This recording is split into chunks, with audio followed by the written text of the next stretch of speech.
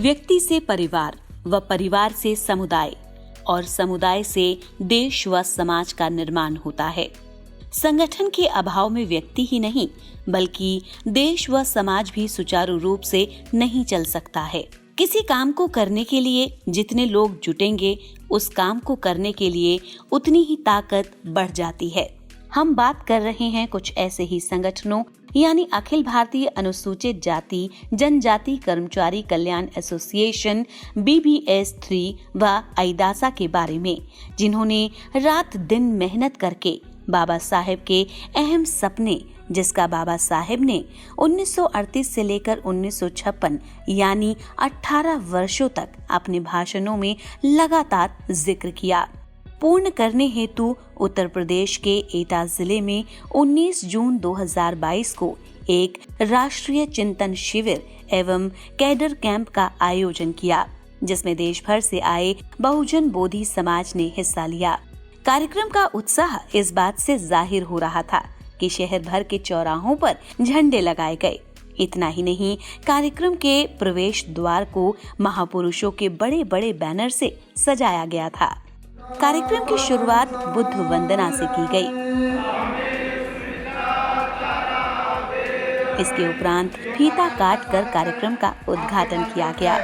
इसके साथ ही साथ कार्यक्रम में आए सभी अतिथि गणों ने तथागत बुद्ध व बोधिसत्व बाबा साहेब डॉक्टर भीमराव अंबेडकर के चरणों में अपने अपने श्रद्धा सुमन अर्पित किए।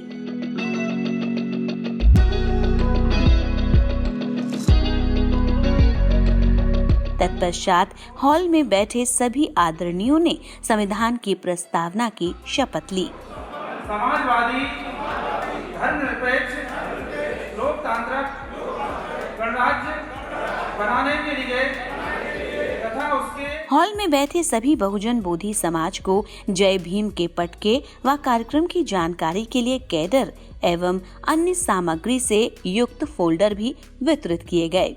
साथ ही साथ वक्ता स्टेज पर अपनी बातें लगातार रख रहे थे।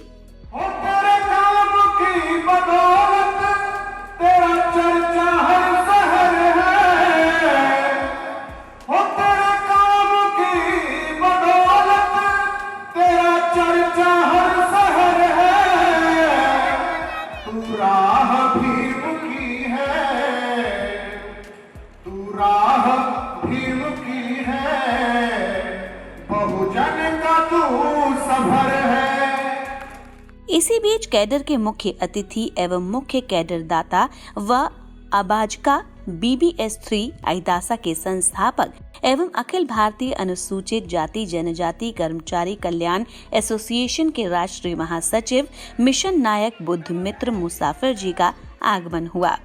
एटा की टीम ने मुसाफिर जी को माला पहनाकर उत्साह के साथ स्वागत किया। इसी बीच कार्यक्रम में आए मीडिया कर्मियों से भी श्रद्धेय मुसाफिर जी ने बात की और अपने विचार व्यक्त किए। साथ ही साथ हॉल के बाहर लगे बुक स्टॉल से महापुरुषों के जीवन से संबंधित कुछ किताबें भी खरीदी और स्टेज की ओर प्रस्थान किया। स्टेज पर पहुंचने पर भी मुसाफिर जी का भव्य स्वागत किया गया।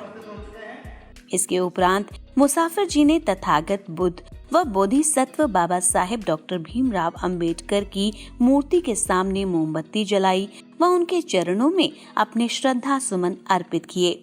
साथ ही साथ बहुजन बोधि समाज ने भी अपने अपने श्रद्धा सुमन अर्पित किए। इसके उपरांत बुद्ध मित्र मुसाफिर जी को एटा की टीम द्वारा बैज लगाया गया। साथ ही साथ अन्य लोगों को भी बैज लगाया गया। तत्पश्चात एटा की टीम द्वारा मुसाफिर जी का बड़ी माला पहनाकर भव्य स्वागत किया गया। इसके उपरांत बाकी लोगों का भी बड़ी माला पहनाकर भव्य स्वागत किया गया।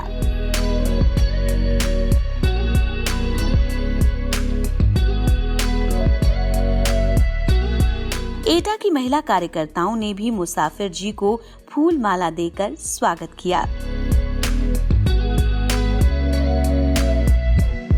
इसके उपरांत उत्तर प्रदेश के गोरखपुर से आए अबाजका के राष्ट्रीय संरक्षक डॉक्टर पूर्णमासी कन्नौजिया जी ने विशेष संबोधन दिया। साथ ही खुला मंच से बात की।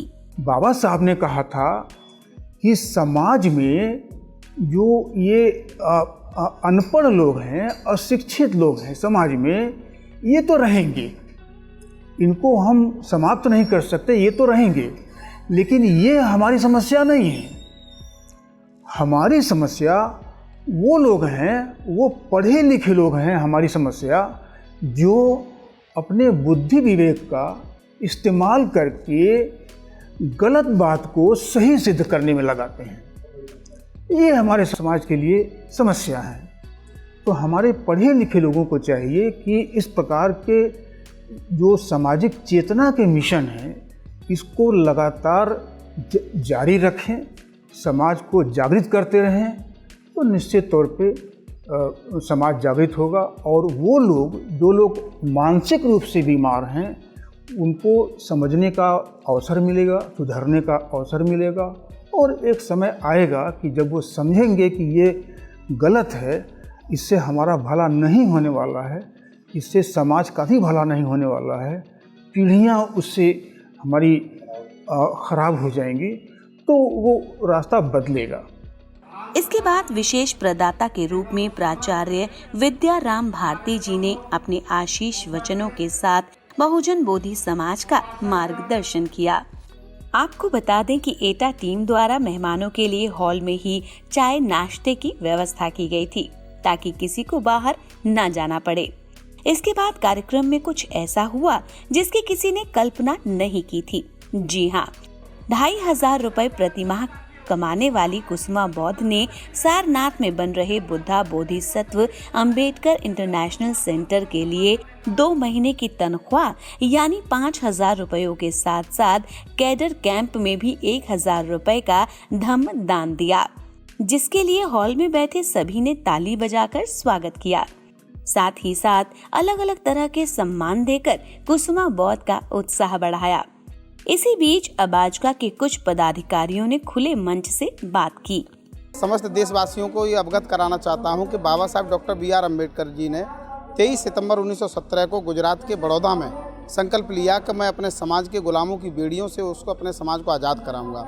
और उसके बाद उन्होंने वह कार्य पूरा किया, संकल्प लिया और कार्य वह पूरा किया। और पूरा करने के साथ साथ उन्होंने सिर्फ बेड़ियों को ही नहीं तोड़ा, बल्कि हमको अधिकार संपन्न बनाया और आज हम सक्षम हैं। लेकिन आज हमने अपने सपने सारे पूरे किए, बाबा साहब का एक भी सपना अब तक पूरा नहीं हुआ। बाबा साहब ने कहा कि यह देश बौद्ध में भारत बने और बहुजन इस देश के हुक्मरान बने, वह सपना उनका पूरा नहीं हुआ। इसलिए आज यह कैडर कैंप का आयोजन किया गया है कि समाज के लोगों को यह पुनः अवगत कराया जाए कि अपने सपनों के साथ साथ में बाबा साहब के सपनों का भी याद रखना है, उनका ध्यान रखना है।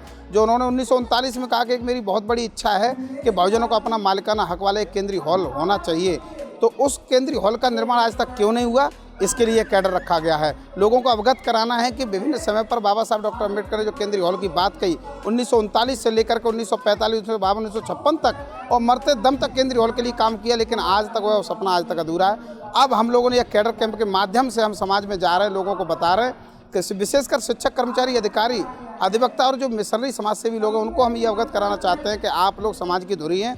आप लोग इस बात को समझिए कि बाबा साहब ने केंद्रीय हॉल बनाने के लिए क्यों कहा।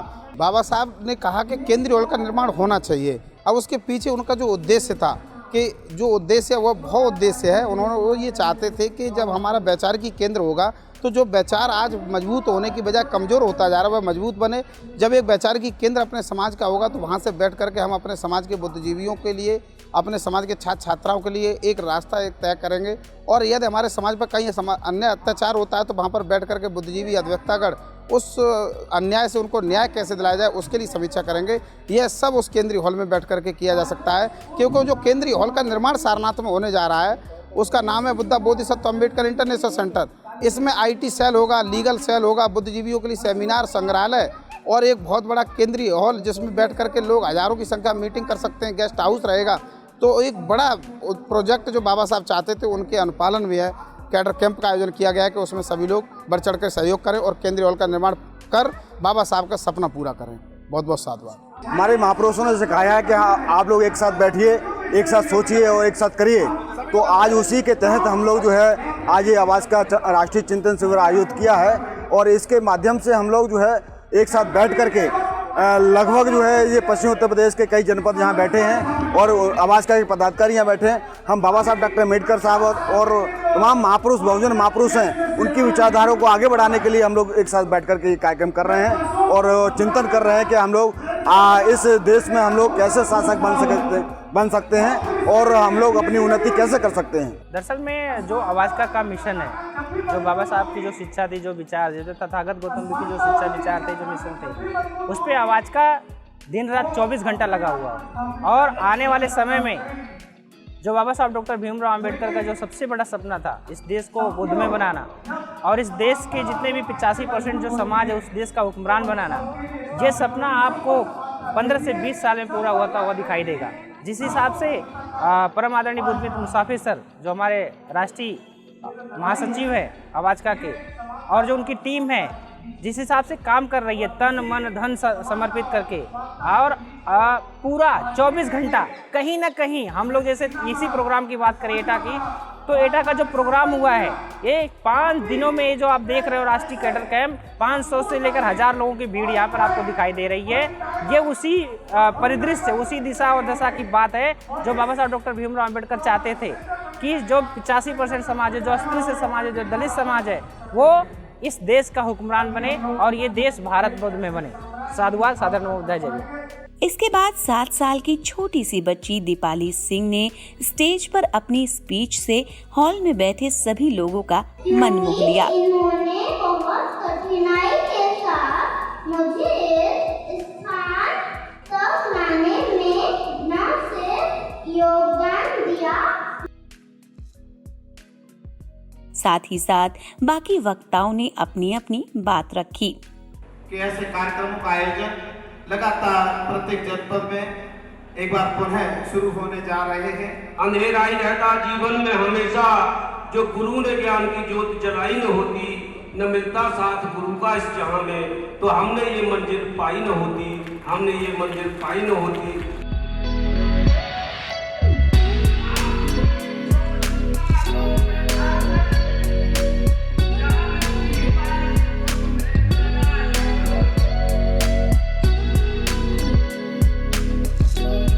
इसके बाद जहां गुजरात से आए अबाजका के राष्ट्रीय वरिष्ठ उपाध्यक्ष इंजीनियर कविंदर सिंह जी का बड़ी माला से स्वागत किया गया, तो वहीं श्री कविंदर जी ने बहुजन बोधि समाज के सामने कैडर संबंधित भूमिका प्रस्तुत की, जिसको मंच पर बैठे व सामने बैठे बहुजन बोधि समाज ने बड़े ही ध्यान पूर्वक सुना। क्या बाबा साहब ने या अन्य महापुरुषों ने ये नहीं कहा कि जो हम आपको अधिकार दे रहे हैं उनको संरक्षित करने के लिए आपको कुछ अपने काम करने पड़ेंगे। इसके बाद खुला मंच से भी अपने विचार व्यक्त किए।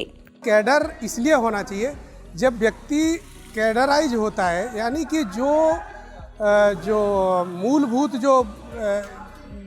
मूलभूत शिक्षाएं होती है या ये जो पॉलिसी होती है, उनसे जब वो भरपूर हो जाता है तो वो व्यक्ति एक स्वस्थ समाज का निर्माण करता है। वो बिकाऊ नहीं हो सकता है, वो हमेशा टिकाऊ हो सकता है। तो कैडराइज इसलिए किया जाता है कि आपकी परिस्थितियाँ कैसी भी हो, चाहे आपकी फेवरेबल हो या अनफेवरेबल हो, बट आपको किसी भी परिस्थिति में जो आपको कैडराइज दिया गया, जो महापुरुषों का जो ज्ञान दिया गया, जो उनकी शिक्षाएं हैं, उन पर टिके रहना है, उनके साथ लड़ना है। किसी भी तरह से आपको हार नहीं माननी है और संघर्ष को याद करना है। वो संघर्ष को याद करने के लिए रिपीटेडली बार बार कि बुद्ध का संघर्ष कैसे रहा, ज्योतिबा फुले साहब का कैसे रहा, कांसीराम साहब का कैसे रहा, बाबा साहब का कैसे रहा, साहू जी महाराज ने क्या किया था, पेरियार साहब ने क्या किया था। तो ये जो संघर्ष है इनको रिवाइज करने की ज़रूरत पड़ती है। तो बार बार जब रिवाइज होगा तो माइंड में सेट होगा और ऐसे व्यक्ति कभी भी किसी भी परिस्थिति में फेल नहीं हो सकता है। और इसीलिए ऐसे कैडर्स की बहुत आवश्यकता है इस देश को, नौजवानों को। इसके उपरांत कुछ और लोगों का स्वागत किया गया और अंततः वो घड़ी आई जिसका हॉल में बैठे एक एक व्यक्ति को सुबह से इंतजार था, यानी बुद्धमित्र मुसाफिर जी से कैडर लेने की। जैसे ही मुसाफिर जी ने कैडर देना शुरू किया, वैसे ही हॉल में सन्नाटा छा गया और लोग कैडर लेने में लीन हो गए। इस भारत देश में गले में मटका लेकर जी रही थी, कमर में झाड़ू बांध के घूम रही थी, बोलने पर जिह्वा काट ली जाती थी, सुनने पर रागा पिला दिया जाता था, खड़ी को भारी में चलना पड़ता था। जी रहे थे, कुछ तो खाते ही रहे होंगे, बस उनके साथ सम्मान नहीं था। उनके पास सम्मान के भूखे थे। तब बाबा साहब अम्बेडकर ने ऐसी स्थिति में कहा कि हम लोगों को सम्मान चाहिए, तो आप लोग एक नारा लगाते हैं कि बाबा तेरा मिशन अधूरा, हम सब मिलकर करेंगे पूरा। तो क्या मिशन पूरा करेंगे? क्या बाबा साहब अम्बेडकर का मिशन था? क्या सोच करके आप इस राष्ट्रीय चिंतन शिविर और कैडर में आए हैं? इस पर चर्चा होगी। आप दुखी मत होना, टाइम की चिंता मत करना। इस आयोजन को करने वाले लोग 5 दिन से सोए नहीं, अंदाजा नहीं हो। आज आपको लगता है कि ये टेंट है, कुर्सी है, ये सामान्य घटना नहीं है। आप असामान्य पुरुष हैं, आप बहुत बड़े इतिहास रचने वाले हैं। इसलिए इस मंच पर और मंच से बाहर सब ऐतिहासिक पुरुष बैठे हुए हैं। इसलिए मैं ऐतिहासिक पुरुषों का नाम ले रहा हूं। इसलिए इनके सम्मान में कोई गुस्ताखी मत करना, क्योंकि सम्मान से बड़ा चीज नहीं है। कुछ लोग खास बातों को अपनी नोटबुक में नोट भी कर रहे थे। इसके बाद बहुजन बोधि समाज व मुसाफिर जी के बीच सवाल जवाब का दौर भी चला। इसके बाद एटा की टीम की ओर से मुसाफिर जी को सारनाथ में बन रहे बुद्धा बोधिसत्व अंबेडकर इंटरनेशनल सेंटर के लिए 1 लाख का चेक भी दिया गया। तत्पश्चात बुद्धा बोधिसत्व अंबेडकर इंटरनेशनल सेंटर के लिए किए गए धम्मदान वालों को बुद्ध रत्न, अंबेडकर विभूषण, अंबेडकर गौरव, अंबेडकर यशस्वी आदि सम्मानों से सम्मानित किया गया।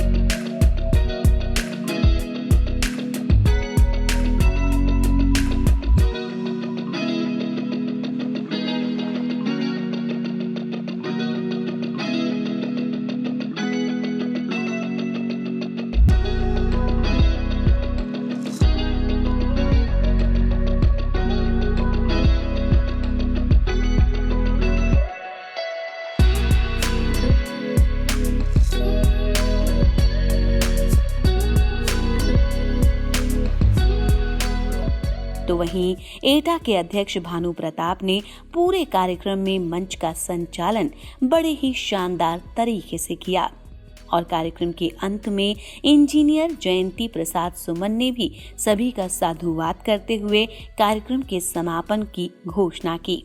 इसके उपरांत बुद्ध मित्र मुसाफिर जी ने कार्यक्रम को लेकर खुला मंच से बातचीत करते हुए अपने विचार साझा किए। एटा में राष्ट्रीय चिंतन शिविर एवं कैडर का कार्यक्रम था, जिसका मुख्य विषय था कि अब बाबा साहब अम्बेडकर का क्या उद्देश्य था। बाबा साहब अम्बेडकर का उद्देश्य था कि ये जो बहुजन समाज है, जो दबा कुचला शोषित समाज है, ये हुक्मरान बने। हुक्मरान ही नहीं बने।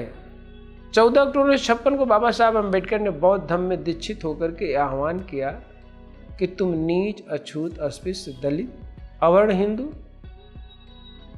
और तुम नॉन कन्फर्मिस्ट हिंदू हो, तो ये आप मूलतः मूल निवासी बौद्ध हो। ये आंदोलन बाबा साहब अम्बेडकर ने चलाना प्रारंभ किया। लेकिन बाबा साहब अम्बेडकर इसके लिए मूकनायक पत्रिका भी निकाला, बाबा साहब ने जनता पत्रिका निकाला, बाबा साहब अम्बेडकर ने प्रबुद्ध भारत भी निकाला। मतलब मीडिया का जो रोल है, खुद बाबा साहब अम्बेडकर इसको बहुत अच्छी तरह से समझ रहे थे कि बिना मीडिया का, और मीडिया में का प्रिंट मीडिया और इलेक्ट्रॉनिक मीडिया, तो प्रिंट मीडिया पर बाबा साहब अम्बेडकर ने कंट्रोल किया। अब रही बात कि अस्थायी रूप से भी बाबा साहब अम्बेडकर चाहते थे कि हमारा अस्थायी रूप से वैचारिकी सेंटर बने, इमारत बने। तो जो आरएसएस का 1925 में बना, बाबा साहब अम्बेडकर ने कहा कि हमारा भी सेंटर होना चाहिए, हमारे लोगों को वैचारिकी सेंटर होना चाहिए, हमारी इमारत होना चाहिए, तभी तो बुद्ध आंदोलन आगे बढ़ेगा। तभी तो जो जन जागरण राजनीतिक महत्वाकांक्षा नहीं कहेंगे, राजनीतिक जो नीड है जिस पर राजनीति पर पूरा देश निर्भर करता है, चाहे शिक्षा, रोटी हो, कपड़ा हो, मकान हो, सम्मान हो, इवन आपके देख रहे हैं प्राइवेटाइजेशन हो रहा है, ये भी सरकार ही करती है। मतलब सारी पॉलिसी सरकार जब निर्माण करती है, आपके सारे दुखों का अंत सरकार की जिम्मेदारी है करने की। तो ये बाबा साहब अम्बेडकर का सपना था कि ये सरकार अपना बनाएंगे तो जो दलित शोषित वंचित है उनके लिए अच्छी नीतियां बनाएंगे, पॉलिसी बनाएंगे। अब इस जन जागरण के लिए बाबा साहब अम्बेडकर ने कि इसके लिए सोचेंगे, विचारेंगे, काम करेंगे। इसके लिए बाबा साहब अम्बेडकर ने कहा कि अपनी भी इमारत होनी चाहिए, अपना भी वैचारिक सेंटर होना चाहिए, अपना भी हाल होना चाहिए, वो भी केंद्रीय हाल होना चाहिए। उस कड़ी को आगे बढ़ाते हुए बाबा साहब अम्बेडकर ने 18 जून 1939 में कहा कि सामाजिक कामकाज के लिए जो अत्याचार है, जुल्म है, जाति, इसको दूर करने के लिए अपना वैचारिक सेंटर हो, इमारत हो, जिसके लिए बाबा साहब अम्बेडकर ने फार्मूला दिया कि जिसकी तनख्वाह 30 रुपये और जिसकी तनख्वाह होगी वो 2 रुपया देगा, जिसकी 50 रुपया वो 5 रुपये देगा, जिसकी तनख्वाह 50 रुपये ज़्यादा है 1 महीना देगा। अध्यापक अध्यापिकाएं क्लर्क तो 1 महीने का सैलरी देंगे, देना ही चाहिए। ये कंपल्सरी है, उनके मतलब इच्छा पर नहीं है, देना ही चाहिए। और बाबा साहब अम्बेडकर आगे बोलते हैं 1940 में 10 अक्टूबर 1940 को बड़ा स्पष्ट रूप से कि अपने पैसे से अस्पृश्य दलित शोषित समाज अपने पैसे से इमारत बनाए, तभी तो सम्मान स्वाभिमान महसूस करेगा। इसलिए आपके चैनल के माध्यम से पूरे देश के लोगों से अपील भी करता हूँ कि बाबा साहब अम्बेडकर के अधूरे सपने, उनके वैचारिक सेंटर को पूर्ण करने में अपने तन मन धन का सहयोग करें, जिससे कि बाबा साहब अम्बेडकर के जो सपना है, जो मिशन है कि भारत को बौद्धमय बनाना, ये जाति विहीन समाज के निर्माण के लिए, समता सुनता न्याय बंधुत्व भारत के निर्माण के लिए, इस बहुजन समाज के अंदर राजनीतिक चेतना, आर्थिक चेतना, धार्मिक चेतना, शैक्षणिक चेतना, ये सब को डेवलप करने के लिए उस पर हम लोग सेंटर का निर्माण कर सकें, जिस पर एक कैडर संगोष्ठी का आयोजन लगातार हम सब के न रहने पर भी आने वाली पीढ़ी के लिए एक विरासत खड़ी हो। इसके लिए मैं अपील करता हूँ सारे पूरे देशवासियों से ही नहीं, जो विश्व में जो हमारे एनआरआई साथी हैं उनसे भी अपील करता हूँ इसमें सहयोग करें, इसको बनाएं और बाबा साहब अम्बेडकर के सपने को पूरा करो। इसी के साथ आप सभी को नमो बुद्धाय, जय भीम। मैं बुद्ध मित्र मुसाफिर, राष्ट्रीय महासचिव आवाज का। आवाज का BBS3 एंड आईडासा सत्य, सेवा भाव और अच्छाई के इसी पथ पर चलते हुए विभिन्न क्षेत्रों में लोगों की जिंदगी बेहतर बनाने के लिए लगातार प्रयास कर रहे हैं, ताकि भारत में समानता, स्वतंत्रता, बंधुत्व और न्याय की परिकल्पना को साकार किया जा सके और भारत फिर से प्रभुत्व और बौद्धमय बन सके। इसी तरह के वीडियो को देखने के लिए वीडियो को लाइक, शेयर और चैनल को सब्सक्राइब करें।